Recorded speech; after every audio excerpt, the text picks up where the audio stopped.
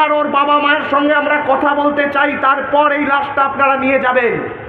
Police ধাক্কা মেরে মারধর করে আমাদেরকে ওখান থেকে সরিয়ে দিল।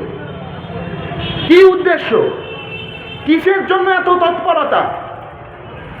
একটা নবান্ন অভিযানে যত পুলিশ মোতায়েন করা হয়, প্রায় তত পুলিশ দিয়ে সেদিন আরজিকর মেডিকেল কলেজটাকে ঘিরে রাখা হয়েছিল। কেন? টালা থানার ওসি এখন সিবিআই হেফাজতে। কি করতে উনি গিয়েছিলেন? ওনার কাজ কি?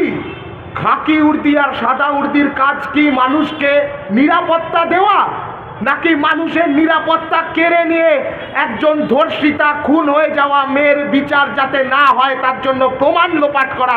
এই জবাবটা পুলিশ মন্ত্রীকে দিতে হবে। আজকে সামনে আসছে তো সব। গোটা রাজ্যের স্বাস্থ্য ব্যবস্থায় দু ধরনের সিন্ডিকেট চলে। একটা দুর্নীতির সিন্ডিকেট, করাপশন সিন্ডিকেট, আর একটা থ্রেট সিন্ডিকেট, হামলা হুমকির সিন্ডিকেট।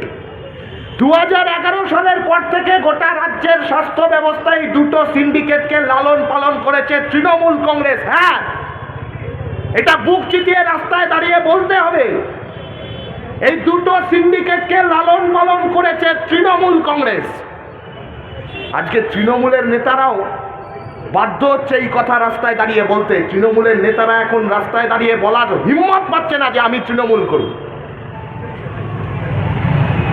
এই থ্রেট সিন্ডিকেট, এই করাপশনের সিন্ডিকেট, এই দুর্নীতির চক্র শুধু একটা মেডিকেল কলেজ নয়, রাজ্যের সমস্ত মেডিকেল কলেজে ছড়িয়ে আছে।